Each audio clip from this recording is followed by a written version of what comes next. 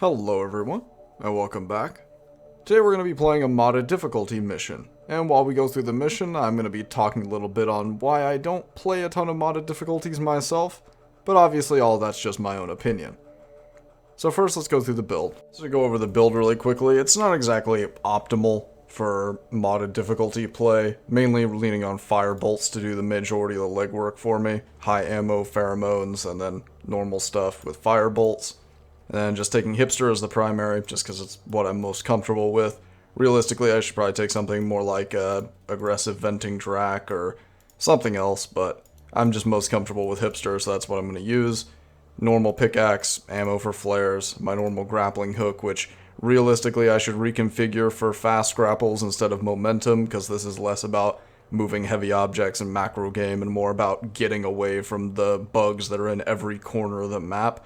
Because modded difficulties tend to do that a lot more, where certain enemies pathfinding will get stuck and they'll be left over in the corner of a map where you might be trying to run off to get refuge, but in reality there's already enemies in it. So having more grapples and a faster cooldown is definitely more important in modded. I still get away with it today, but it's probably not the best idea.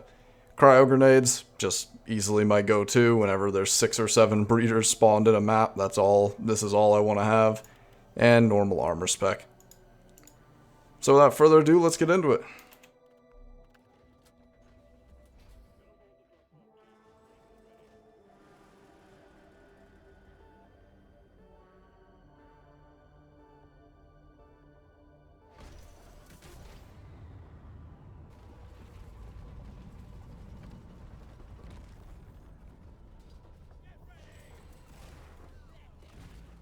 So I didn't actually end up doing live commentary for this mission, mainly just because Hazard 6 and 2 times is quite a lot even for me, so trying to do live commentary, the commentary would suffer, my gameplay would suffer, and I might not even beat the mission.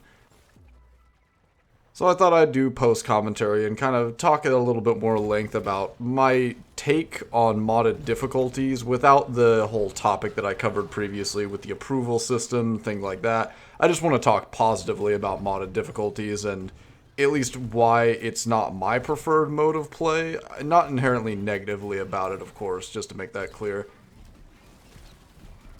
So in games that I play, I'm generally a pretty vanilla player. I'm a purist when it comes to most things as far as my objectives. I want to beat all of the vanilla game content. I want to max everything out.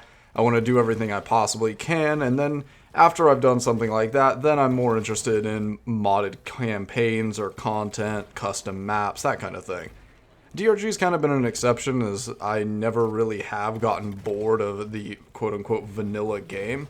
So it kind of puts me in this weird spot where every time that I end up playing modded difficulties or custom modes, not necessarily that are harder than Hazard 5 or they're easier or anything like that, it's just that I usually think, well, I'd rather just be playing like fast Hazard 5 missions right now, or pubbing and picking up players and carrying them through missions and stuff like that.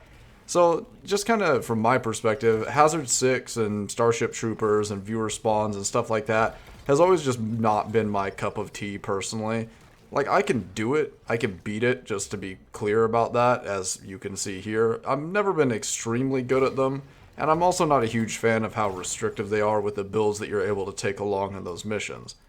And I'm sure that if I was a little bit better at the game, I'd be able to get away with some ridiculous builds, even in Hazard 6, but generally for me, I always lean on the same old builds: Neurotoxin Autocannon, Leadstorm, and then just high mobility scout getting around, things like fire spread on scout, sticky flames on driller, the list goes on. Those are my go-to builds because they're, the best for killing a ton of smaller medium health enemies. But that complaint is largely mitigated these days, as there are multiple difficulty modes that actually introduce more varied enemies rather than more enemies at large.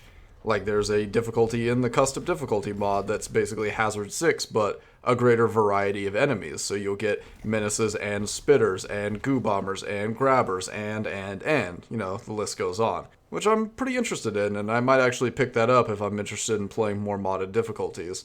But like I touched on in the video essay a while back, I really don't think I'll ever feel capped out in vanilla DRG just because of the random nature of the game and the way that I like to play, which is speedrunning. And I think speedrunning in DRG takes on quite a different form than you might think for speedrunning another game. We'll go for a pretty extreme example, as say Super Mario. When you think of speedruns of that game, you think of people absolutely pushing that exact same level to its limit over and over and over again until they get it absolutely perfect. And for a lot of people, that would seem maddening, just playing the exact same piece of content over and over and over again with no variation, just trying to get it perfect. And I would have to agree, in completely seeded and preset games like that, I have really no interest in speedrunning for speedrunning's sake.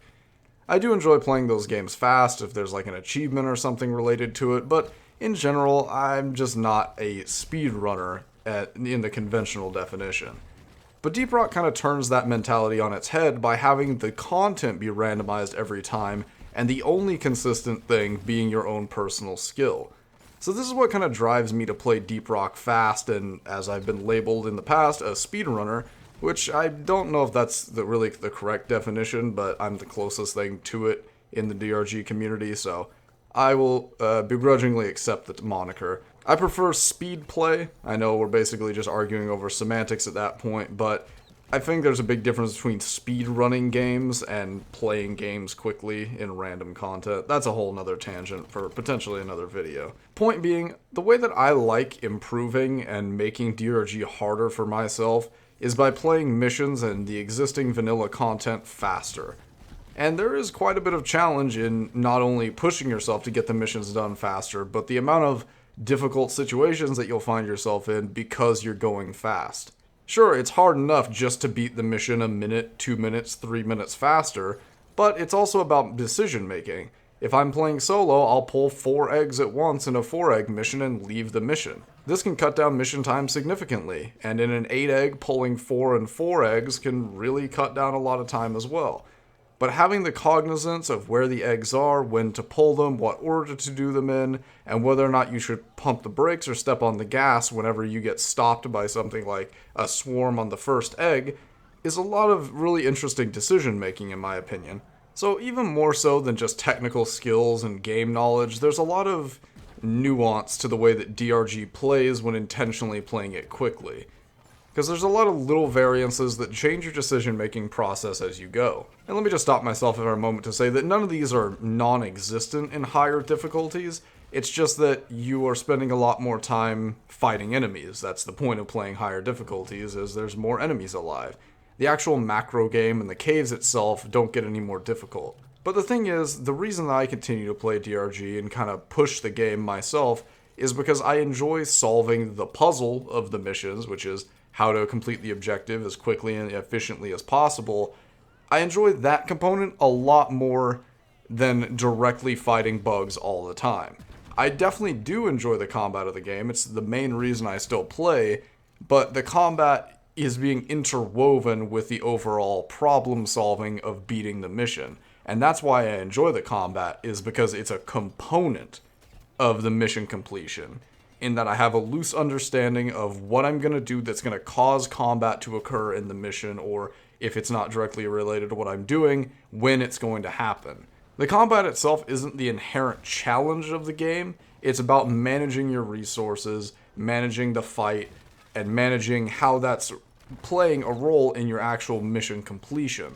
This is exclusive to the way that I play, of course. If you're not so worried about time efficiency, then combat is just another fun thing to do. But when you start looking at it this way, it's kind of more of a balancing act of saying, well, how long can I keep my hands on the fire here, and can I keep repairing this mini-mule while these bugs start to reach me? Or can I pull this second egg before I get trapped in the hole by the swarm that's spawning behind me? Things like that really keep it interesting for me. And then in the after action of those situations, being able to say, hey man, if I got to this second egg faster, I would have been able to pull it without dying, and we would have been able to get out of this mission sooner. Or saying, hey, I shouldn't have pulled this third egg because I ended up getting killed in the hole that I dug to get the egg before I could get the egg and get out. So either I need to manage my time better, route my path in between the eggs better, or just not do that in the future. Because sometimes the answer is, you just couldn't do it, but it's a very important thing for me to find where those like hard limitations are. And as far as DRG goes, there's not a ton of hard limitations on speed, which is, I think, why the game is really, really captivating for me and a lot of other people to play quickly is, yeah, there are some hard stops, but in between those hard stops, there's a lot of wiggle room and play for doing things faster and more efficiently. So I'm really getting off on a tangent here and just kind of making a point for why I really mainline Hazard 5, but I think Hazard 5 is where I don't want to say the word comfortable, but it definitely gives me some wiggle room where I can do things other than combat. As you'll see in this video, I'm basically fighting something at all times while doing the objectives. And this is fun for some people, I guarantee you. Having that constant combat and something to always do is what some people are looking for from their games. Personally, I think it's a lot of combat, especially since I'm playing solo scout, but no one to blame but myself on that choice, obviously. The constant combat does keep the game a lot more enriching for some people that are mainly looking to play for the combat, but for me, the macro game pushing plays just as much of a role, if not more, in my overall enjoyment of the game. So when I'm constantly getting shoved off of pipes or not able to build anything or focus on the main objective because there's just so many enemies, it does reduce my enjoyment of the game just a little bit. It's not enough to, make me think the mode is poorly designed or anything like that. Obviously, that's not what I'm trying to say. But I think that my preferred balance of combat to macro game progression is not exactly realized in modded difficulties. And once again, that's totally fine. This just means modded difficulties aren't inherently my cup of tea. And it also just might be a skill issue, and if I got better at the game, I could spend more time pushing the macro game in modded difficulties. But that's another can of worms that I'm not interested in opening right now. Because one of the more unpopular opinions that I hold is generally the only thing that I'm worried about is being good at the vanilla content of the game. I understand that modded difficulties are certainly more challenging in the same format as the vanilla game, but overall, I'm just interested in sticking to what's kind of set in stone, if that makes sense, because hopefully we'll get some more challenging vanilla content in the future, and then I'll be able to focus my attention more directly to that. Which, to circle back to what I said at the beginning, is why I'm kind of interested in the more enemy diversity scale of difficulty rather than just the more bugs, more bugs, more bugs. Because in that case, it gives me a more complex combat problem to solve and then allows me to get back to the macro game and push it at my leisure once again. Take all of this with a planet-sized grain of salt because I intentionally picked Hazard 6 times 2 for this video footage to kind of prove my point that I'm doing more fighting than macro. So once again, I'm not saying it's a flawed mode or anything, it's just not exactly what I'm looking for whenever I'm playing the game day to day. And after kind of watching back through this footage a little bit, I'm realizing somewhat of a pattern in the way that I play and kind of a way that I feel about the higher difficulties, at least taking this mission as an exact example. So to reference only examples that we have in front of ourselves in this mission, one of the major things that you can do to make Refinery a lot easier for yourself as a solo scout playing with Bosco is just have Bosco repair all the pipes. Like, you will never have to go near the enemies during a repair phase, and you can just have Bosco repair them all. Personally, to me, this feels rather cheesy, and I'm sure some individuals will disapprove of it, but now that I'm reflecting on it, this is pretty difficult content to play as a solo scout. Realistically, the only sort of chord clear that I have here is Firebolt, so maybe I just need to reframe my thinking and not necessarily feel bad about playing this the way that I played it. Because as I was going through the mission, I was just consistently thinking to myself, like, man, this is so, like, I'm just cheesing this. I'm just cheesing my way through the mission. But in retrospect, there's not really a good way to win this combat situation with the loadout, and that's my own fault, of course, and to a lesser degree, the class that I'm playing. So I think that comes from a very, like, wide lens perspective of modded difficulties in general, is that there's just a lot of different modded difficulties that you can play, so using this strategy in a different modded difficulty would be definitely overkill and might come off as cheesy or I'm like making it too easy for myself, but in this format, obviously I don't really have a ton of options as there's just a massive amount of enemies on me at all times, and I'm just having to clear them with fire bolts whenever I can. So I guess that's one of the things that's kind of kept me off of modded difficulties for as long as I have, that I'm only sort of realizing now, is that just a lot of the high, I don't want to say skill, but just like a lot of game sense strategies, like only having Bosco repair pipes, or just the way that I'm playing this mission in general of avoiding basically all non-essential threats and picking off grunts. It feels cheap to me, having a broader lens of the game, but I guess I just need to ditch that and say, hey, whatever I gotta do to win this mission is the way I gotta do it. Because I'm bad about getting in my own head and being like, oh, someone's gonna say, oh, you only won because of this build. And while I think that is definitely true, I don't see many other ways to win this. So I really need to drop that preconceived notion of, taking the easy way out and playing like cheesy strategies and focus more on, hey, like this is actually difficult. Because it has been quite a while since I played like legitimately hard modded content. Like, yeah, I played Starship Troopers for a bit. I played the new generation view response very briefly. And those were different, but not inherently absurdly difficult. So that's just something I'm kind of mulling over in my mind, and I'd like to get some more feedback on, because I hadn't really thought about that up until this point.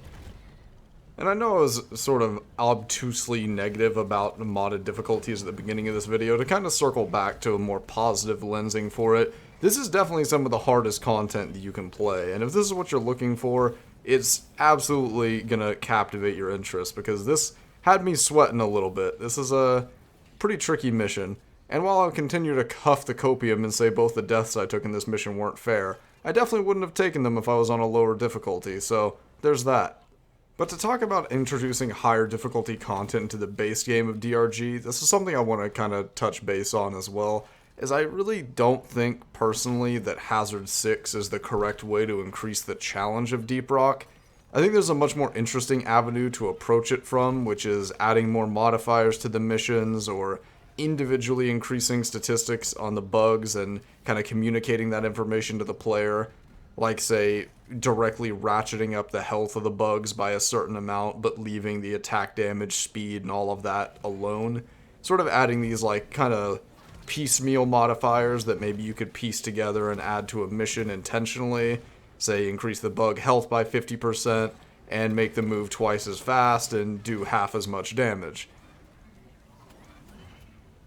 And just so this doesn't become like a tired or ad nauseum thing, make it like a once a week type of thing and give you a blank core for clearing the mission or something like that. Another way to add an increased mode of difficulty in the game that I've discussed with a couple of people is adding a sort of roguelike mode.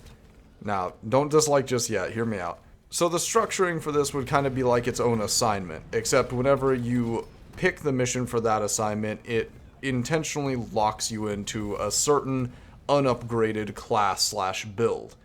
So you could have it basically give you a 6th loadout option that is not unlocked. So you would have all of your mods relocked on that loadout, and maybe clearing each mission could give you a few tokens that would allow you to buy upgrades on that specific class loadout. And as you go through the assignment, which could be, I don't know, 5, 10, 20 missions long, you'd get tokens, be able to upgrade your gear, and maybe at the end it culminates in some sort of particularly difficult mission, like a double warning, or maybe a quadruple warning with 2 positives, or something like that. And then once you get done with that final mission, be it pass or fail, you get paid out proportionally, or if you fail halfway through the assignment, you get paid out for what you actually did, and then you move on, and you can either do that mode again, you can go back to the normal game mode, or just anything else in between. Of course, this is just a loose idea from someone who only plays the game, but I think it would do a lot to add some more replayability for people like myself without it directly making the game harder. Because, yeah, you wouldn't have to add a new difficulty mode for this alternate mode to exist, because the base game would get significantly harder without any upgrades. And having to kind of fight tooth and nail for those upgrades would be pretty interesting. I also kicked around the interesting idea of making all the class and weapon and utilities randomized, so you could basically have like random classes in this mode, like you would be forced to use M1000, EPC, zip lines, and sentry guns, for example. I thought that would be really interesting, but it might be a bit extreme. And then, say, every time that you restarted this alternate mode assignment, you would get a new randomly selected set of weapons and gear.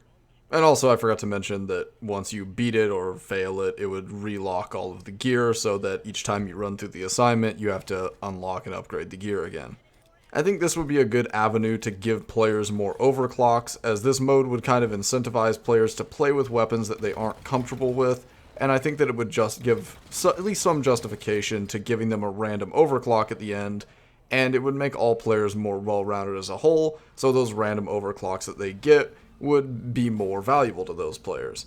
I spoke about the overclock grind recently, and there could definitely be some more systems from which to get overclocks, and I think that making players more well-rounded, use all types of weapons, as well as giving them more overclocks to use on all types of weapons is a win-win-win. Obviously, that's just my own opinion. I'm getting a bit off into the weeds here, but to circle back into the game in front of us, I had a lot of fun playing this mission. More than I used to, and more than I remember myself having playing modded difficulties. So I definitely might tackle some more modded difficulties in the future. And by the end of this mission, my complaint about not being able to do crazy macro game stuff was slightly mitigated by the fact that I did this Tritolite while I was waiting on the drop pod. So kind of proving myself wrong to a degree there. Although, like I said, I just don't have as much wiggle room to do crazy macro game things like this. But clearly, if I just skill up a little bit more, I might be able to pull it off more often. Also, I definitely want to take on Oops All Bulks at some point in the near future. I've been wanting to solo that challenge for a while. If you'd like to join, become a YouTube member, get your name in the credits of every video, along with some other perks, you can check out the link down below. If you'd like to catch me live, I stream over on Twitch. If you'd like to talk to me about modded difficulties or suggest modded difficulties for me to play in the future, you can find me in my community over on Discord. As always, thank you for watching, and have a nice day.